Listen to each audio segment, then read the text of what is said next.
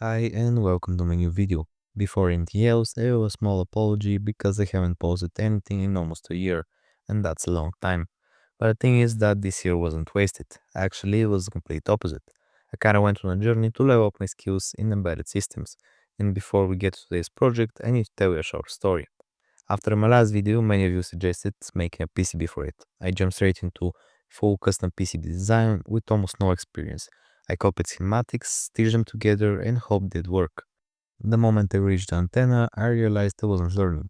I was guessing, so I stopped and took a step back. At that point, I had to stop and rethink things. I want my first serious PC project to be something that I'd actually use, isn't boring, doesn't already have thousands of tutorials online, and wouldn't end up forgotten on a shelf. While going back through my keyboard PCB, I noticed something important. When choosing footprints for smaller SMD components, I always picked ones labeled hand solder, which is just a polite way of saying this is going to be painful. And that's when the idea became obvious. Instead of suffering through that, I needed a tool that could do it properly. If you spent any time around electronics, you've probably heard of Reflow soldering. The idea is pretty simple. You apply solder paste, place the components, heat the board, and surface tension pulls everything exactly where it should be. So I decided to build my own. Before jumping back into PC design, I want to slow down and actually prove the idea first, which meant starting with a wire prototype. I ordered an aluminum heater block, normally used for desoldering LEDs from lamps, which means I was planning to use it for the exact opposite purpose. Now, you obviously can't just plug this thing straight on the wall and hope for the best. It heats up far too fast and will easily destroy both the PCB and the components. So we need some way to control the temperature. To switch the heater on and off, I chose a solid state relay instead of a mechanical one because it's silent, fast, and much better suited for frequent AC switching. A normal relay would click itself to death pretty quickly in its application. Okay, so now we can control the power, but how do we actually know the temperature? I looked at the following options. RTDs, which are pretty accurate but expensive and require extra circuitry. Thermocouples, which can handle high temperatures but need amplification and compensation. And NTC thermistors, which are simple, cheap, and widely used in things like 3D printers. The thermistor was more than good enough for this project, as we don't need extreme precision. We need repeatable behavior. At this point, the main building blocks were clear, so I placed the order and waited. Once everything arrived, I started by testing the thermistor. I initially tried using a trimmer resistor to fine-tune the readings, which sounded smart but turned out to be noisy and unstable. Replacing it with a fixed 100 kilo ohm resistor immediately made things more reliable. I wired the SR and the heater to mains power. I had a complete spaghetti monster of wires, a heater, and very questionable safety practices. I grabbed a basin of water just in case something caught fire, plugged it in, and nothing. Again and again and again. At that point, I wasn't sure if the problem was firmware or hardware. I asked a friend of mine to look at the code. The verdict, the code was okay, but not great, so he wrote it. I tested it, and still nothing. At this point, I was sure the problem had to do with electronics. From previous tests, I already knew that the microcontroller works as well as the thermistor. So I started testing everything else. AC to DC converter, high volts output, perfect. Heater directly on mains, it heats up. So what's left? The SR. The one part I expected not to fail, because it's literally just a switch. Turns out it was faulty, or at least that's what I thought.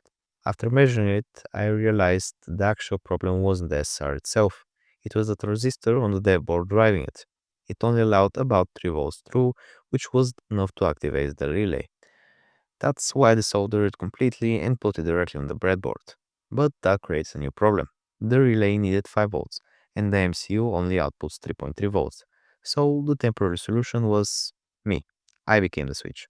I rewired everything again, checked all the connections about 5 times, plugged it in, and finally I felt the heat. After all that time, something finally worked, which meant one thing. It was time to make a PCB for it. This time, I didn't want to just guess and hope things work. I actually want to understand what I was doing. So I did what any reasonable person would do. I opened YouTube, read 1,000 forum posts, and just in case, I consulted 4 people with PhDs in everything imaginable, who also happened to work for free.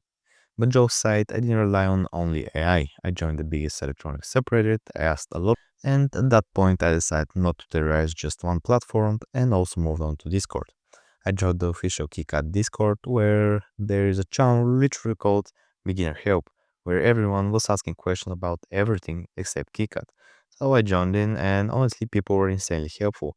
Yes, I got laughed at, but I also learned a lot of stuff. For the microcontroller, I went with the STM32F103. It's inexpensive, well documented, and more than powerful enough for this project. I already had experience with it, so choosing something familiar made sense. The MCU runs on 3.3 volts, which is converted from 5 volts with the help of a LDO. And yes, LDOs are less efficient than switching regulators, but current consumption is low and simplicity wins here. I also added stuff like a boot button, reset circuitry, crystal oscillator, the bug pads, I2C pull-ups, dollar display, the thermistor voltage divider, and user buttons. For AC to DC conversion, I chose the HOK PM01 module. It takes AC mains and outputs an isolated 5 volts DC, and more importantly, it comes with a clear documentation and a reference circuit. So the power path looks something like this.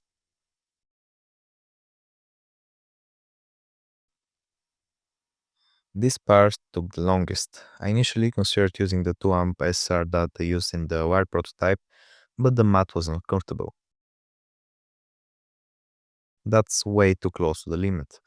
And bigger SRs were either huge, expensive, discontinued, or impossible to source, so I decided to build my own. At its core, the DIY SR uses an optocoupler for galvanic isolation, which isolates the low voltage MCU from the mains voltage, and a triac who acts as an AC switch and is controlled by the optocoupler. To improve control and cooldown, I added a fan. I chose a 5-volt 2-wire fan to avoid adding another voltage rail and keep things simple. Since it doesn't have a dedicated control pin, I use a transistor and control it in software, effectively creating my own third wire. The PCB was divided into two main sections, one for high voltage AC and one for low voltage circuitry. After checking everything one last time, I generated the fabrication files. With the fabrication files ready, there was only one thing left to do, actually make the PCB. This part of the project is sponsored by PCBWay, who reached out and offered to collaborate. If you're not familiar with them, PCBWay is one of the largest PCB manufacturers, and they don't just do bare boards. They also offer 3D printing, CNC machining, sheet metal fabrication, injection molding, and many other manufacturing services that can help you turn your project into something real. In my case, the board was already designed, but besides fabrication, PCBWay also handled things like stencil preparation and manufacturing support, which made the whole process much faster and easier on my end. So if you have a project that you want to bring to life, definitely check them out. When the PCBs arrived, I was genuinely excited. Seeing something you design turn into a real object never gets old, but that excitement didn't last very long. Before I even touched the firmware, I noticed a serious mistake. I had placed the low voltage ground port underneath the high voltage AC section. At mains voltage, that's seriously dangerous. Small clearance increases the risk of arcing, leakage current, and things going very wrong. So I carefully removed the copper in the critical areas using a rotary tool.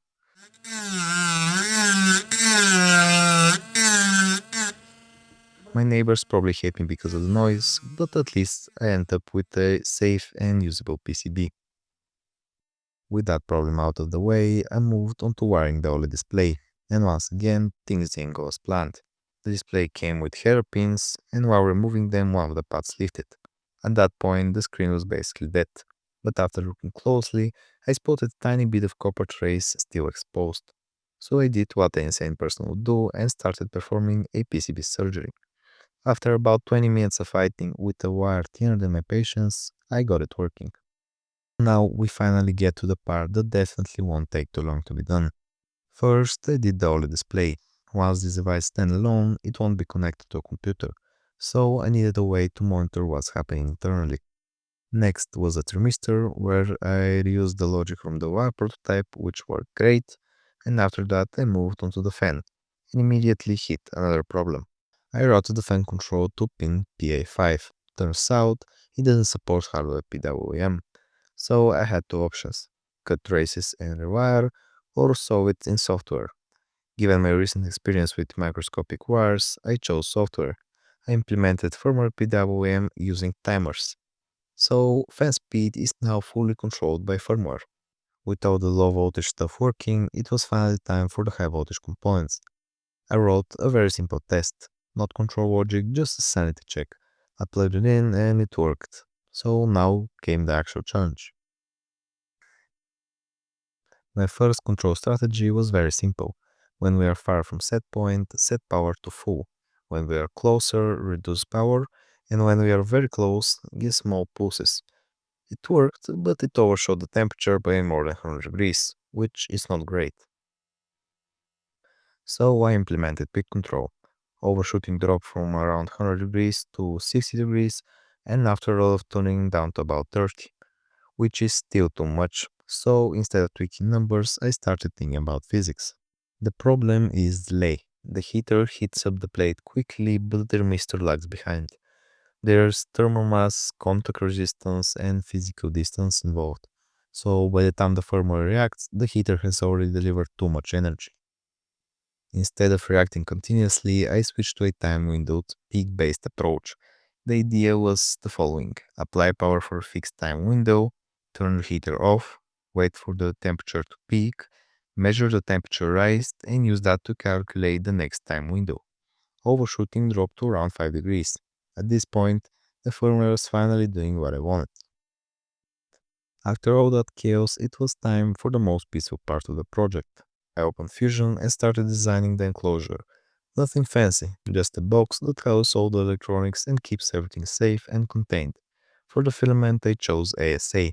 The reasons were straightforward: better heat resistance than PLA, much better UV stability, and higher overall durability. After done printing, I put everything inside it and it just fit perfectly. I assembled the unit, and now for the most satisfying part. Here, the heater actually works, melting solder paste and reflowing a PCB exactly as it should.